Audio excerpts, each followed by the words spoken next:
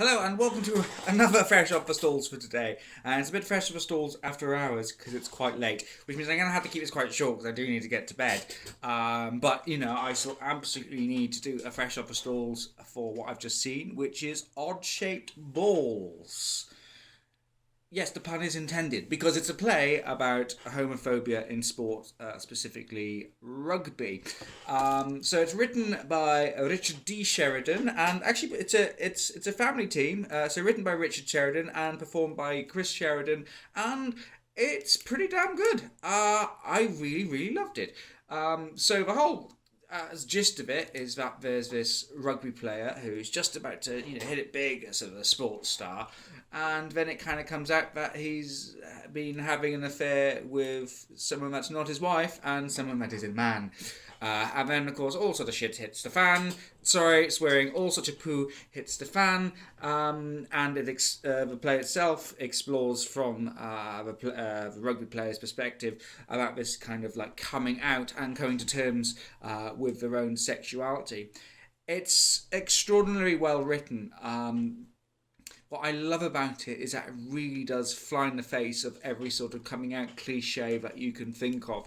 It's not this kind of very black and white, being in the closet's crap. Hooray, coming out is wonderful! Because it's not, and especially when you're dealing with homophobia in sport.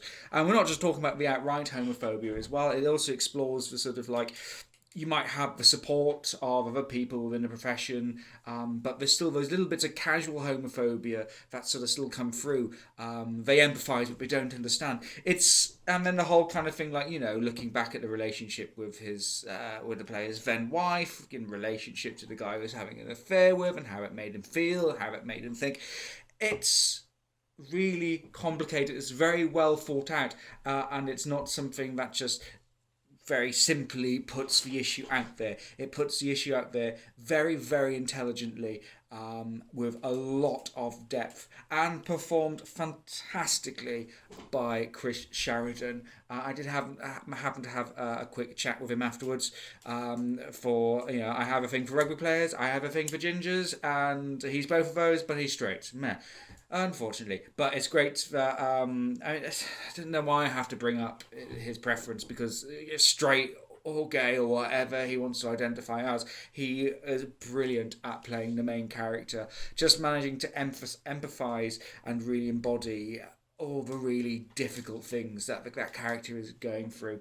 He's also brilliant at character acting as well, switching from the different characters that are in the story, the coach, his mate, his lover, his father, and just managing to sort of change quickly between them. It's just wonderful as well. So much energy. It's like you've just watched him play a full 90-minute game. It's as much sort of like prowess and dexterity going into his performance as it would be if he was actually playing rugby. So brilliant to watch. Really hung on every word. I don't know if I can say much more, really, because I don't really want to give too much of it away, and there's not really much more to say. Brilliant depth of writing, very intelligent, completely non-cliched, with an astonishing performer attached to it. It's kind of a shame that this is possibly the last time we're ever going to do this show, so this review is a little redundant, but I still think it absolutely deserves praise where it's due, and hopefully this will be something that we'll be able to use if the play is ever going to come back, and if it's going to tour again, or hopefully if someone else other than the Sheridan brothers take up the mantle to perform. Very challenging. What I love about it, I can speak a bit more, so let's. I love that it's still very angry about the situation of homophobia, especially in sport. It's still an area that still needs a lot of work. Not so much with rugby. We've had people like Gareth Thomas coming out, just like my Welsh accent there. It does come out every so often. And then also other sports personalities like Tom Daly, just to pick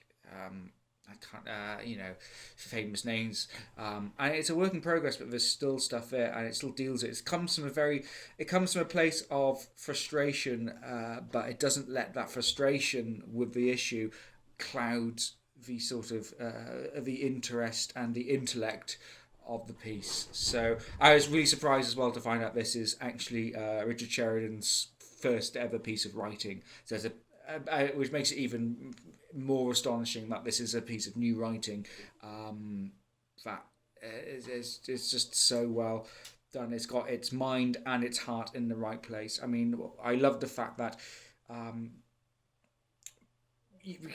I would certainly say this is an LGBT play rather than a gay play, despite the fact it's a male character who's having a relationship with another male character. But I love that sort of you kind of leave sort of like, is he still bi or bit bi or not bi? We don't know, because there's still, it ends on the fact that the character is still going through that process, still trying to come to terms with his coming out, how he sees himself, how he fits into sports with his role model. It's just so wonderful. It's so cerebral, so yeah, so. But yeah, fantastic work, guys. Even if you never do this again, brilliant work, and I'm so glad I got to see it, even if it was during the final furlong. So thank you very much, guys, and yeah. I'm going to go now because I certainly need sleep. I'm not wearing my glasses, and I just realised I probably should, because it hides the bags under my eyes usually. So an excellent night of theatre, a wonderful double bill topped off. It's after Belfast Boy, which was pretty intense. It was just like, how is this going to follow on? And it does so with just as much aplomb and perfection. Okay, nothing's ever perfect, but like, this is getting pretty damn close to it. An excellent piece of LGBT theatre. I shall leave now because I just feel like I'm repeating myself a lot. So, good night. I shall see you again soon for whatever I'm seeing next, and I'll remember once I check my diary. So, toodaloo.